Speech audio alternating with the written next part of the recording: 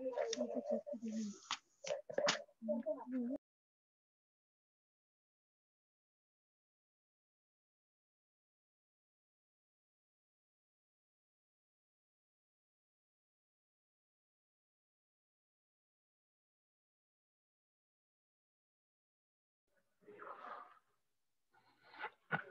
afternoon, students.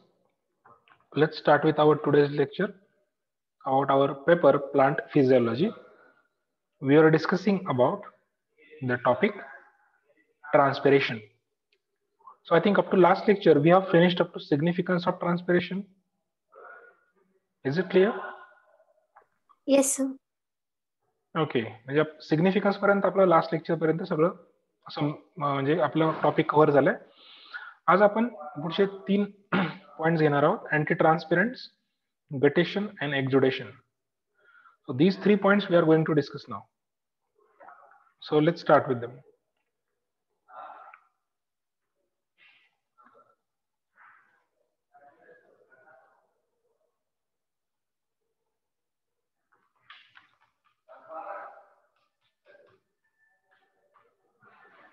Okay, so last lecture मध्ये आपण factors affecting rate of transpiration घेतलं होतं. त्यानंतर आपण पॉईंट घेतला होता significance of transpiration, that how the transpiration plays some important role within the life cycle of the plant. Now the next part. Now this is a quite application wise, is a quite applicable part to our day-to-day agricultural system or crop plants known as anti-transpirants. Okay, आता हाच point आपण आज सुरू करतोय. So नीट इथे समजून घ्या काय दिलंय ते. Now what are anti-transpirants? These are, sorry, the chemical substances which when applied to the plants reduce the transpiration are called as anti-transpirants or transpiration suppressants. Okay, आता आपण पाहिलं, तुम्ही जर सिग्निफिकन्स जर व्यवस्थित तुम्हाला समजलं असेल तर एक लक्षात येईल तुमच्या की अँटी ट्रान्सपिरंट्स हे कशासाठी काम करतात ते समजावून सांगतो तुम्हाला. ठीक आहे, transpiration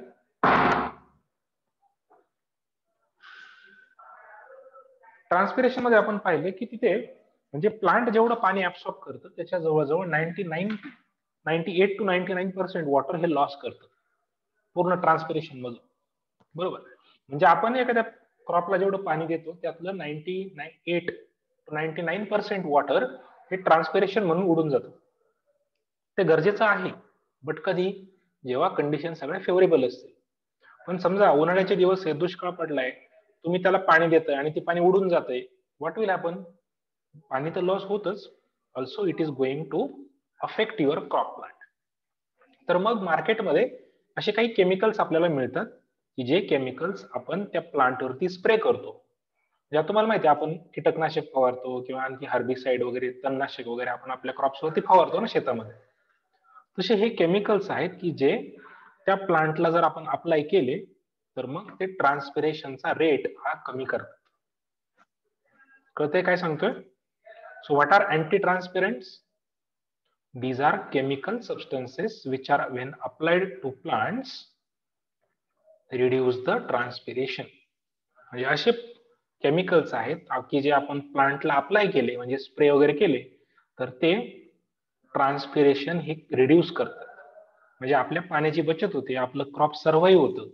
so these are also known as transpiration suppressants. म्हणजे ट्रान्सपिरेशनला ते सप्रेस करून ठेवतात. डेफिनेशन कळली का तुम्हाला? काय आहेत अँटी ट्रान्सपिरंट्स ते?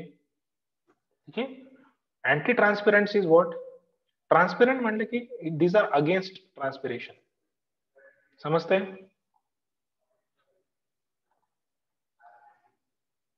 हो सर. ओके, सो डेफिनेशन जर तुम्हाला कळत असेल तर व्हेरी गुड, म्हणजे मला पुढे घेता येईल. बघा, आता अँटी ट्रान्सपिरंटचे आपण 2 एक्झाम्पल डिस्कस करतो इथे. Now example wise they are divided into 2 categories, group 1 type of anti-transpirants and group 2 type of anti-transpirants. पहिला जो आहे ग्रुप 1, याच्यामध्ये काय काय येतं बघा. It includes low viscosity waxes, colorless plastic or silicon oils. म्हणजे याच्यामध्ये अँटी ट्रान्सपेरंट म्हणून काय वापरलं जातं, काही वॅक्सेस वापरले जातात. लो विस्कॉसिटी म्हणजे कमी डेन्सिटीचे लो विस्कॉसिटी असणारे वॅक्सेस आपण त्या प्लांट्स वरती स्प्रे करतो. त्याच्यामुळे त्याच्या लीव्स वरती, स्टेम वरती एक असा युनिफॉर्म लेअर तयार होतो. मात्र हा लेअर कलरलेस असतो. कलरलेस कशासाठी, तर लाईट त्याच्यावरती पडावा म्हणून. पण त्याच्यावरती जर एक पूर्ण कोटिंग लेअर जर तयार होणार असेल त्या लीव्स वरती, स्टेम वरती, तर मग अशा वेळेस स्टोमाटा क्लोज होतात तात्पुरते आणि त्याच्यातून काय वॉटर लॉस होत नाही. म्हणजे हे वॉटर लॉस होऊ देत नाहीत लीव्स. म्हणजे जेव्हा तुम्ही स्प्रे करता तेव्हा काय होतं बघा, when they are sprayed they form a thin colorless film on the leaf surface. म्हणजे आपण हे लीफ त्या क्रॉप्स वरती, प्लांट्स वरती जर आपण ते स्प्रे केले, त्याच्या लीव्स वरती एक थिन अशी ट्रान्सपरंट कलरलेस फिल्म तयार होते. Okay, and this film prevents transpiration or water loss from leaves. But this film allows the gaseous exchange. म्हणजे अशा फिल्म मधून वॉटर लॉस होत नाही किंवा ट्रान्सपिरेशन हे लॉस होऊ दिलं जात नाही. पण याच्यामधून गॅसेस एक्सचेंज मात्र होत असतो. गॅसेस म्हणजे CO2 आणि ऑक्सिजनचा जो इम्पोर्ट एक्सपोर्ट आहे, एंट्री किंवा रिलीज आहे प्लांट मधून, तो कायम चालू असतो. ठीक आहे, फक्त काय होत नाही ते transpiration is not allowed to take place. So असे झाले हे ग्रुप 1 चे अँटी ट्रान्सपेरंट्स. त्याच्यामध्ये काय येतात, low viscosity waxes, colourless plastics और इवन सिलिकॉन ऑइल्स. ठीक आहे. आता याच्यामध्ये सेकंड टाइप आहे बघा एक्झाम्पल्स मध्ये, group 2. It include stomata closing chemicals. म्हणजे बघा, पहिल्या केसमध्ये जे ग्रुप 1 चे केमिकल्स आहेत ते स्टोमाटाला काहीही, स्टोमाटाच्या फंक्शनला काहीही हॅम्पर करत नाही किंवा डिस्टर्ब करत नाही. स्टोमाटावरती त्यांचा काही इफेक्ट होत नाही. ते सरळ सरळ काय करतात, लीव्स वरती एक कोटिंग तयार करतात की ज्या कोटिंग मधून वॉटर लॉस होत नाही. बरोबर. पण ग्रुप 2 जो आहे एक्झाम्पल्स मध्ये, so these group 2 these are actually stomata closing chemicals. म्हणजे हे केमिकल्स स्टोमाटाला क्लोज करतात सो दॅट वॉटर लॉस होणार नाही. म्हणजे हे आपण जेव्हा एखाद्या प्लांटवर स्प्रे करू तेव्हा त्याच्यावरती कोटिंग तयार नाही होणार. हे काय करतील, फक्त त्या स्टोमाटाला क्लोज करतील for a temporary period. Permanent closure नाही केलं जात. The stomata are closed for a temporary period of time. असे स्टोमाटा क्लोजिंग जे केमिकल्स आहेत त्याच्यामध्ये काही फंगिसाइड्स पण येतात. फंगिसाइड्स मध्ये म्हणजे फंगलला किल करणारे काही फंगिसाइड्स आहेत, जसं की फेनिल मर्क्युरिक ऍसिटेट PMA, किंवा प्लांट ग्रोथ रेग्युलेटर्स पण आहेत जसं की abscisic acid ABA.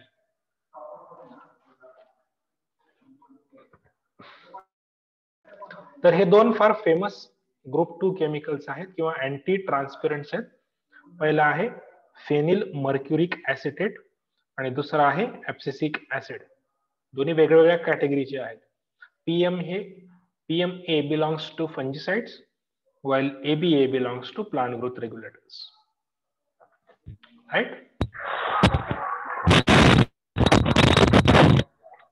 So these are the sorry. So these are the two groups of anti-transpirants. पहिला ग्रुप जो आहे तो कोटिंग तयार करतो लीव्स वरती आणि ट्रान्सपिरेशन अवॉइड करतो. सेकंड ग्रुप हा कोटिंग तयार नाही करत, इथे डायरेक्टली तो स्टोमाटाला क्लोज करतो so that transpiration is avoided. Fine. So please remember the two examples given here. So please tell me, are you able to understand this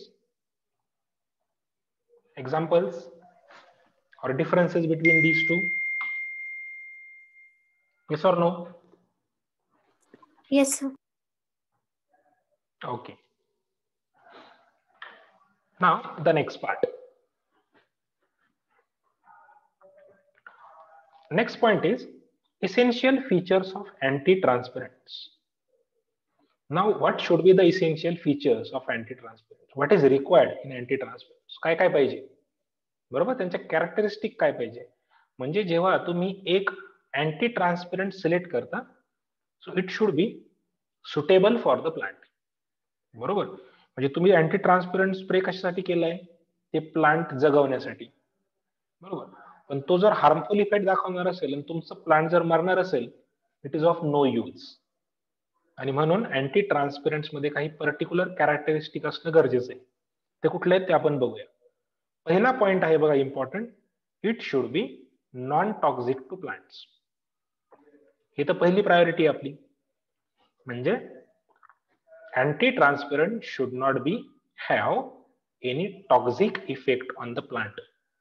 आपलं plant त्याने मेलं नाही पाहिजे. नाही तर आपण प्लांटला जगवण्यासाठी ते स्प्रे करतोय आणि त्यामुळे जर प्लांट मरणार असेल आपलं, तर असं काही कामाचं नाही. म्हणजे नॉन टॉक्सिक पाहिजे अँटी ट्रान्सपरंट किंवा ते केमिकल. दुसरा पॉइंट काय बघा नीट वाचा इथे, should not cause permanent damage to plants. म्हणजे याने त्या प्लांट्सला काही परमनंट डॅमेज करायला नको. त्यांचा इफेक्ट जो आहे अँटी ट्रान्सपरंटचा, तो काही पर्टिक्युलर टाइम पिरियड साठीच पाहिजे. नाही तर परमनंटली जर ट्रान्सपिरेशन थांबलं तर ते प्लांट मरून जाईल पुढे जाऊन. कारण की ट्रान्सपिरेशन नाही झालं तर ऍब्सॉर्प्शन होणार नाही, असेंट ऑफ सॅप होणार नाही, and the plant will lead to death. म्हणजे फक्त ऍडव्हर्स कंडिशन मध्ये जेव्हा आपल्याकडे पाणी कमी आहे त्यांना देण्यासाठी, अशा कंडिशन मध्ये काही ठराविक वेळेपुरतच अँटी ट्रान्सपरंटनी त्याचा रोल दाखवला पाहिजे. परमनंट डॅमेज त्या प्लांट्सला नकोय.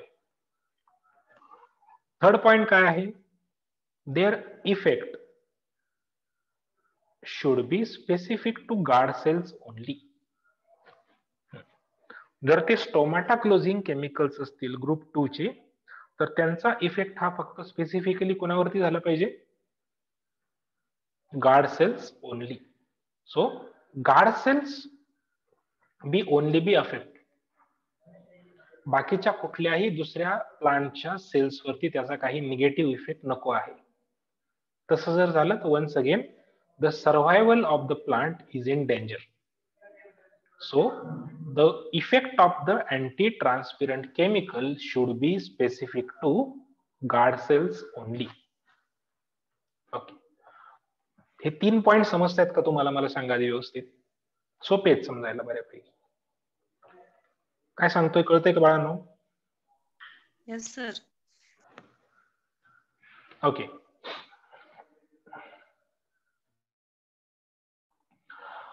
आता अजून एक गोष्ट आहे, they must B of low cost and easily available. म्हणजे आपल्या रेग्युलर फार्मर्सला ते परवडण्यासारखे पाहिजेत ना. म्हणजे जर स्प्रे करायचं असेल तर ते आपल्या इकॉनॉमिकली आपल्याला परवडले पाहिजे. जास्त महाग केमिकल्स असतील, खूप कॉस्टली असतील तर कोणी घेणार नाही त्यांना, बरोबर. म्हणजे एक तर ते लो कॉस्ट पाहिजेत आणि इझिली अवेलेबल पाहिजेत. आणि पुढचा सगळ्यात महत्वाचा पॉइंट आहे, they must be eco friendly. आता इको फ्रेंडली म्हणजे काय, they should not harm any other organism in its surrounding. म्हणजे त्याने नेचरमध्ये दुसऱ्या कुठल्या अनवॉन्टेड ऑर्गॅनिझम्सला हार्म केलं नाही पाहिजे. Plus it should not harm the mother nature. So this chemical should not be like water pollutant, soil pollutant और air pollutant, बरोबर.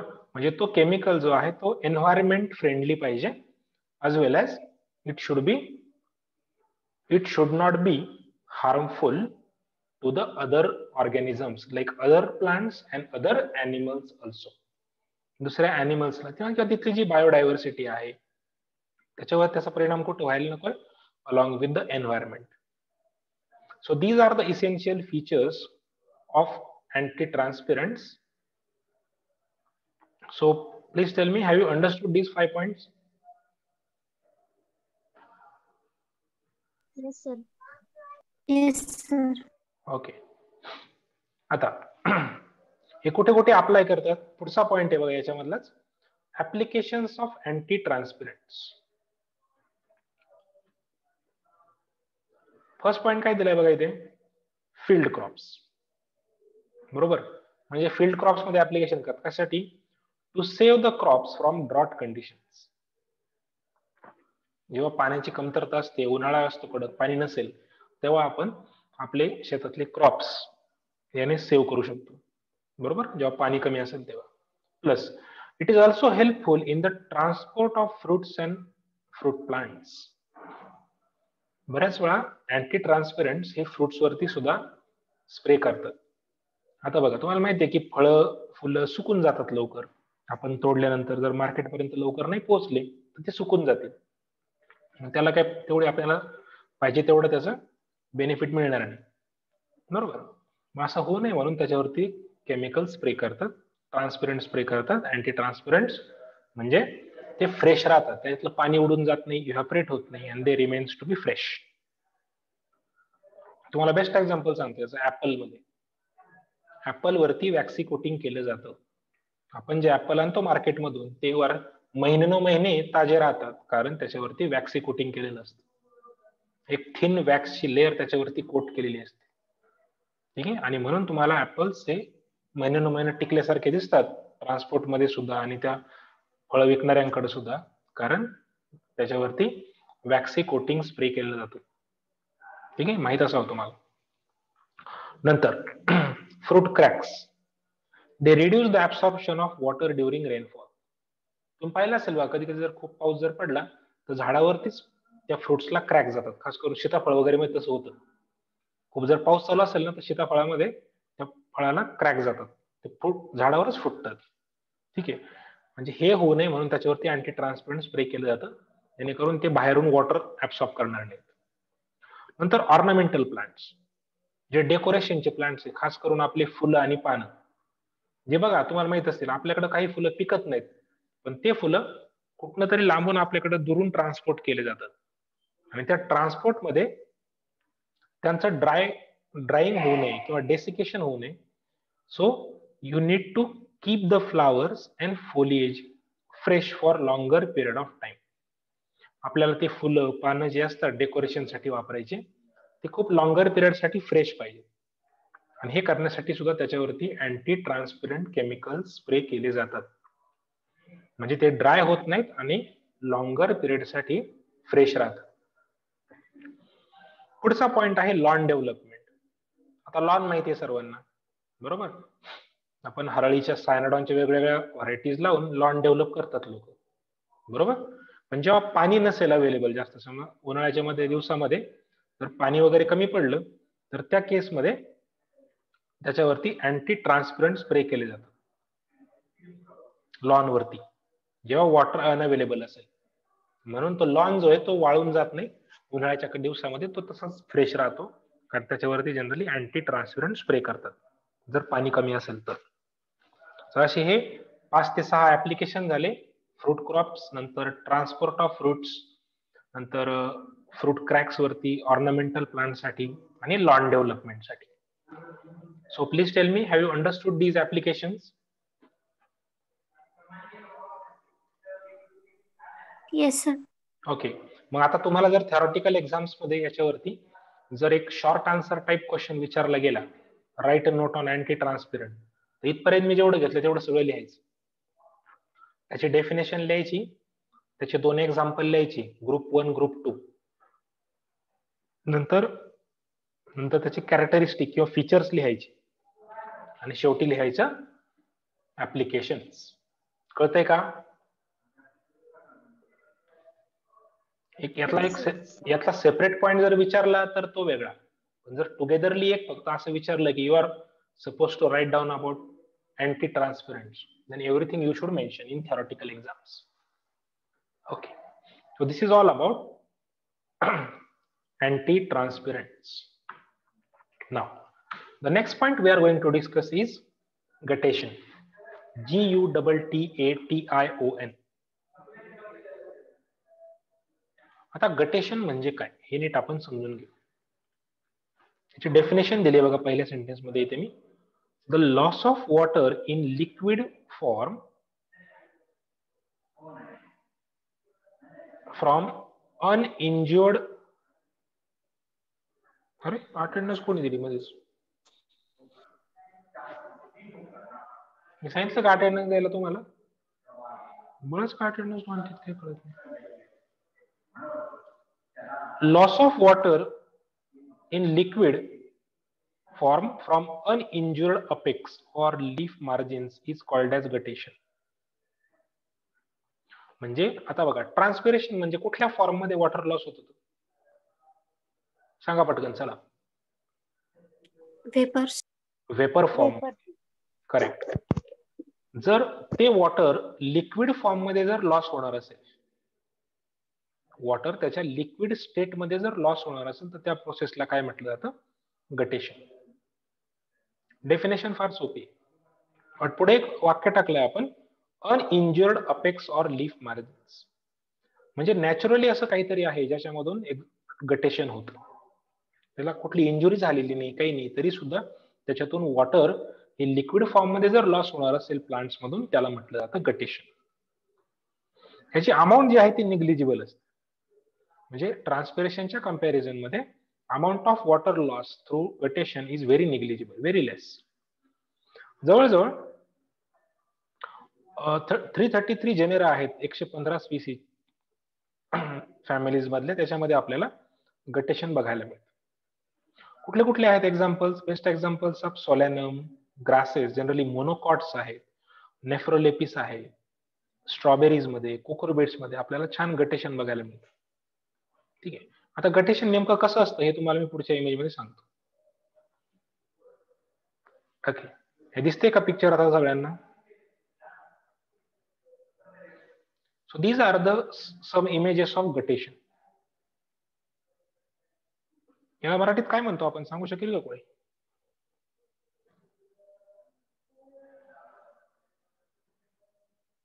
हे जे पाण्याचे थेंब इथं बाहेर आले त्याला काय म्हणतात ते मराठीत? दव. करेक्ट. प्लांट्स वरती जे दव बिंदू पडतात ते काय असतं ऍक्च्युली? गटेशन ह्या प्रोसेस मधून बाहेर आलेलं लिक्विड. कळतंय का? ते पाणी ऍटमॉस्फिअर मधून पडत नाही. ते पाणी कशातून बाहेर पडतं? प्लांट्स मधून बाहेर पडतं, लीफ मधून बाहेर पडतं, ज्याला आपण दव म्हणतो. कळतंय का? म्हणजे हे जे दव दिसतं तुम्हाला, दव बिंदू ज्याला आपण म्हणतो, हे ड्रॉपलेट्स खरं तर त्या पानाच्या मार्जिन मधून वगैरे बाहेर आलेले असतात. हे ऍटमॉस्फिअर मधून त्याच्यावरती पडत नाहीत. आणि हे ज्या प्रोसेसने बाहेर येतात त्या सगळ्या प्रोसेसला आपण काय म्हणतो? गटेशन.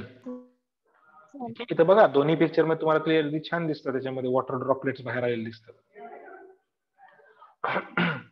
सो मला सांगा, आता इथं वॉटर ड्रॉपलेट्स फक्त प्युअर वॉटर बाहेर येईल का सॅप पण बाहेर येईल?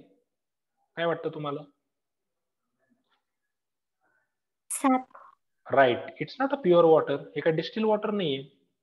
याच्यामध्ये त्याच्यात डिझॉल्व्ह झालेले सोल्युट्स पण असणार. बरोबर? म्हणजे वॉटर सोबत इथे डिझॉल्व्ह झालेले सोल्यूट सुद्धा बाहेर येतात.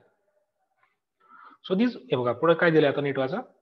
Water drops consist of dissolved organic and inorganic substances like organic acids, nitrogenous compound, minerals etcetera. म्हणजे पाण्यामध्ये डिझॉल्व्ह झालेले ऑर्गॅनिक आणि इनऑर्गॅनिक सगळे सबस्टन्सेस बाहेर येतात अलॉंग विथ वॉटर. हे सोल्युशन असतं खरं तर. पण तसं आता बघा, हे आपल्याला कधी दिसतं? Early in the morning. दव बिंदू तुम्हाला कधी दिसतात? अगदी सकाळी सकाळी दिसतात. बरोबर? जसं सनलाईट वाढत जातो, ऊन पडायला जसं लागतं तसं तसं ते दव बिंदू निघून जातात.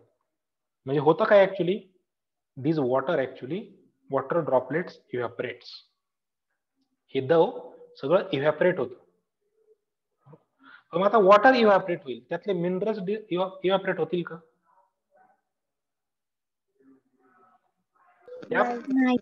बरोबर. त्या पाण्यामध्ये जे डिझॉल्व्ह झालेले सॉल्ट्स आहेत, मिनरल्स आहेत किंवा सबस्टन्सेस आहेत, ते इव्हॅपरेट नाही होणार. इव्हॅपरेट फक्त काय होईल? वॉटर इव्हॅपरेट होतं. बरोबर. आणि these substances remains as the residue on the leaf margin. त्या लीफ मार्जिनला हे सबस्टन्सेस असेच व्हाईट डॉट्सच्या फॉर्मॅटमध्ये लीफ मार्जिन वरती तुम्हाला दिसून येतात. अगदी मायन्यूट छोटे छोटे व्हाईटिश कलरचे डॉट्स असतात की जे सॉल्ट असतात तिथे राहिलेले, मिनरल्स असतात. ठीक आहे. आणि मग हे गटेशन होतं कुठून? जसं बघा, ट्रान्सपिरेशन जसं स्टोमाटा मधून होतं तसं गटेशन हे हायड्याथोड्स मधून होतं. तुम्हाला आठवतं का मी फर्स्ट इयरला नेफ्रोलिपिस शिकवलं तेव्हा हायड्याथोड दाखवले होते. राईट. सो गटेशन हे कशा थ्रू होतं? हायड्याथोड्स मधून. ट्रान्सपिरेशन कशातून होतं? स्टोमाटा मधून, लेंटिसेल मधून, क्युटिकल मधून. पण guttation takes place only through hydathodes. बघा आता हायड्याथोड काय असतो? These are also known as water stomata और water glands. Right. These are present on the tip or on the margin of the leaf. हे त्या लीफच्या मार्जिनला present असतात सगळ्या किंवा टिपला प्रेझेंट असतात. They are present at the end of the when. म्हणजे ही middle when आहे. याच्या ज्या लॅटरल व्हेन्स असतात ह्या लॅटरल व्हेनच्या इथं तुम्हाला टिपला हायड्याथोड्स मिळतात. आता हे ओपन क्लोज वगैरे काही होत नाही. These are always open. Stomata कसे ओपन होतात, क्लोज होतात, तसं हायड्याथोडच्या बाबतीत होत नाही. Hydathodes are always open. आता याची जर आपण लीफचा जर टीएस घेतला थ्रू हायड्याथोड्स, म्हणजे लीफचा टीएस घ्यायचा हायड्याथोड मधून पास होणारा, तर आपल्याला त्याच्यामध्ये असं मिळतं की इथं जे ओपनिंग असतं त्याच्या खाली एक छोटीशी एअर कॅव्हिटी मिळते आपल्याला. आणि त्या एअर कॅव्हिटीच्या खाली एक लूजली अरेंज टिश्यू मिळतो ज्याला म्हटलं तर इपिथेम. एवढाच वर्ड आहे हा, इथं काही चुकलेलं वगैरे नाही टायपिंग मध्ये. EPITHEM, इपिथेम. ठीक आहे. म्हणजे काय सांगितलं मी तुम्हाला बघा, हायड्याथोड्सलाच आणखी काय म्हटलं जातं? वॉटर स्टोमाटा किंवा वॉटर ग्लँड्स. कुठं प्रेझेंट असतात हे? लीफच्या टिप किंवा मार्जिनला. and they are present at the end of the vein. They are always open. Right? If you go for the transverse section, then you will find a air cavity at the below of this pore. And below the air cavity, there is a loosely arranged tissue known as epithelium. So now with the help of diagram, I will explain this. Look, he diagram आहे हायड्याथोड्सची.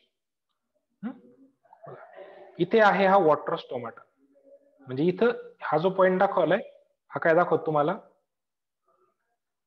हायड्याथोडचं opening. हो, इथं बघा, इथं हा इथं जो एवढा रिकामा असा स्पेस दिसतोय तुम्हाला बघा, इथे छोटासा चेंबर दाखवलाय असा एवढा मोठा. त्याला काय म्हटलं इथं? सब स्टोमाटल चेंबर. म्हणजेच ही काय असते ऍक्च्युली? काय असते इथे? Air cavity. म्हणजे बाहेरच्या बाजूला ओपनिंग, ओपनिंगच्या आतमध्ये काय असेल? एक सब स्टोमाटल चेंबर ज्याला म्हटलं जातं एअर कॅव्हिटी. आणि एअर कॅव्हिटीच्या खाली हा जो इथे हा सगळा हा लूजली अरेंज हा एक स्पेशल टिश्यू जो दिसतो एवढा मार्क केलेला, त्याला काय म्हटलं जातं? इपिथेम. कळतंय? म्हणजे एका हायड्याथोडमध्ये 3 गोष्टी असतात. Hydathode opening, air cavity and epithelium. So these are the 3 parts of these are the 3 parts of a typical हायड्याथोड. मग खाली हे आलं हे व्हॅस्क्युलर एंडिंग्स आहेत. म्हणजे व्हेन मधला vascular bundle like xylem and phloem हा त्या इपिथेमला कंटिन्युअसली वॉटर सप्लाय करत असतो. These are the vascular tissues of the leaf and this is the leaf epithelium, म्हणजे epidermis of the leaf. Okay. So this is a diagram for a typical हायड्याथोड. तुमच्या book मध्ये पण ही दिलेली आहे. Okay. So notes मध्ये पण मी तुम्हाला ही दिली. ही डायग्राम कंपल्सरी काढायची. इथं ना गटेशन वरती कधी कधी प्रश्न विचारतात किंवा फक्त हायड्याथोड वरती शॉर्ट नोट विचारले जाते. कळतंय काय सांगतोय? फक्त हायड्याथोड्स वरती एक शॉर्ट नोट विचारली जाते. त्यावेळेस हायड्याथोडची डायग्राम काढायची आणि त्याच्यामध्ये डिस्क्रिप्शन लिहायचं असतं. ठीक आहे. So this is a diagram for typical hydathode. आता बघा वॉटर लॉस कसा होतो नीट समजून घ्या. This epithem is in close contact with xylem vessels. म्हणजे त्या एअर कॅव्हिटी मध्ये जो इथे आपण दाखवलं, समजा हा इथे स्टोमाटा, इथे एअर कॅव्हिटी आणि इथला टिश्यू कुठला आहे सगळा, याला काय म्हणणार तुम्ही? कुठला टिश्यू असतो इथे? इपिथेम. आणि इथे खाली कुठला कंडक्टिंग टिश्यू असेल? झायलेम. बरोबर. म्हणजे इपिथेम हा कोणाच्या कॉन्टॅक्ट मध्ये असतो सारखा? झायलेमच्या. बरोबर. So water passes from xylem to epithem air cavity. म्हणजे पाणी कसं मूव्ह होतं बघा, झायलेम कडून इपिथेम कडे, इपिथेम कडून एअर कॅव्हिटी कडे आणि एअर कॅव्हिटी मधून बाहेर. ठीक आहे. When the air cavity is filled with water solution, it is released outside through the pore in the form of droplets. म्हणजे एकदा त्या एअर कॅव्हिटी मध्ये पूर्ण पाणी फिलअप झालं, then it will be released outside through the pore to form a minute droplets. ठीक आहे. And this process of release of water drops is then known as what? Guttation. ह्या प्रोसेसला guttation म्हटलं जातं. So are you able to understand this? Yes, sir. Okay, fine. Yes, sir. Fine. So this is about the first process known as guttation. Okay. चला आता आपल्याला पुढचा point घ्यायचा आहे. नेक्स्ट आहे probably the last point, exudation. आता एक्झुडेशन सुद्धा same guttation सारखं आहे, फक्त एक छोटासा डिफरन्स आहे बघा. It is again loss of water in liquid form along with dissolved solutes. बघा डेफिनेशन तशीच राहते, फक्त इथे एक वर्ड बदललाय, from injured plant parts is known as exudation. म्हणजे इथे सुद्धा वॉटर लॉस होतो लिक्विड फॉर्म मध्ये अलॉंग विथ सोल्युट्स. पण कुठल्या प्लांट पार्ट मधून होतो तो? हायलाइट काय केलंय मी? Injured plant. गटेशन मध्ये काय होतं? अनइंज्युअर्ड नॉर्मल हेल्दी प्लांट कडून. एक्झुडेशन मध्ये तो प्लांट पार्ट जर इंज्युअर्ड झाला तर त्या इंज्युअर्ड प्लांट पार्ट मधून जर लिक्विड बाहेर पडणार असेल तर त्याला काय म्हणणार तुम्ही? एक्झुडेशन. म्हणजे थोडक्यात याला तुम्ही ब्लिडिंग म्हणू शकता. कळतंय का? या प्रोसेसला तुम्ही काय म्हणू शकता? As like bleeding in human being. समजा तुम्हाला एखाद्या ठिकाणी कापलं तर इंजुरी झाली, इंजुरी मधून आपलं ब्लड बाहेर आलं, तर ही प्रोसेस काय झाली थोडक्यात? एक्झुडेशन. कळतंय का? Yes, sir. ओके. आणि जे लिक्विड बाहेर येतं त्याला म्हटलं तर एक्झुडेट. बघा इथे लिहिलंय, the liquid water with dissolved solutes is termed as exudate. म्हणजे इथे त्या बाहेर येणारं जे पाणी असतं आणि त्यासोबत जे डिसॉल्व्ड सोल्युट्स येतात त्या सगळ्यांना एकत्रित काय म्हटलं जातं? एक्झुडेट. आता amount type varies from plant to plant. याचा तुम्हाला मी बेस्ट एक्झाम्पल सांगतो. तुम्हाला एखादं याच्यामधून असा पांढरा चीक निघतो किंवा लॅटेक्स निघतो, असं तुम्ही एखाद्या झाडाचं पान तोडलं, त्यातून बघा अचानक एक लगेच एक 2-3 ड्रॉप बाहेर चीक बाहेर पडतो. पाहिलंय ना तुम्ही? Yes or no? Yes, sir. बरोबर. मग तुम्ही त्याचं पान तोडलं म्हणजे त्याला प्लांटला काय झाली? तिथं इंजुरी झाली. कळलं? तुम्ही जर एखादं पान तोडलं, एखादी फांदी तोडली तर त्या प्लांटला ती इंजुरी झाली. आणि त्याच्यातून जर तो असा व्हाईटिश लॅटेक्स जर बाहेर येणार असेल, तो चीक येतो बघा बाहेर लॅटेक्स, तर ती प्रोसेस काय झाली? एक्झुडेशन. आणि जर बाहेर येणारा जो व्हाईटिश लॅटेक्स आहे, तो चीक आहे, त्याला काय म्हणायचं? एक्झुडेट. कळतंय का काय सांगतोय? Yes, sir. Okay, good. आता बघा, हा एक्झुडेशन जे आहे ती इकॉनॉमिकली इम्पॉर्टंट आहे. म्हणजे प्लांटसाठी तर ही प्रोसेस महत्वाची आहेच, पण आपल्याला सुद्धा इकॉनॉमिकली ही प्रोसेस फार इम्पॉर्टंट आहे. कशी इम्पॉर्टंट आहे? फॉर एक्झाम्पल इथं बघा खाली दिलंय, the latex from the rubber plant hevea brasiliensis yields rubber. म्हणजे आपण एक्झुडेशन मध्ये रबर प्लांट जे आहेत, नॅचरल रबर, सिंथेटिक नाही, नॅचरल रबर जे बनवतात ते ऍक्च्युली त्या पानापासून काढलेला लॅटेक्स असतो, सॉरी त्या झाडापासून काढलेला लॅटेक्स असतो. रबर प्लांट जे आहे त्याच्या स्टेम वरती कट दिले जातात. स्टेम वरची साल जी ती कट करतात आणि त्यातून जो चीक बाहेर पडतो, जो लॅटेक्स बाहेर पडतो, तो लॅटेक्स नंतर प्रोसेस करून त्याच्यापासून रबर बनवलं जातं. Natural rubber. आता जे मिळतं ते सिंथेटिक नाही. ठीक आहे.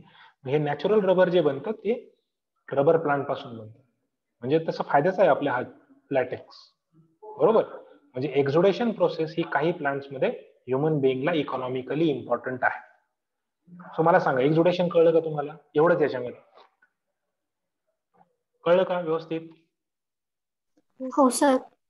ओके. म्हणजे गटेशन एक्झुडेशन दोघांमध्ये फरक समजला? आता कधी कधी तुम्हाला या दोघांवरती डिफरन्स विचारतात.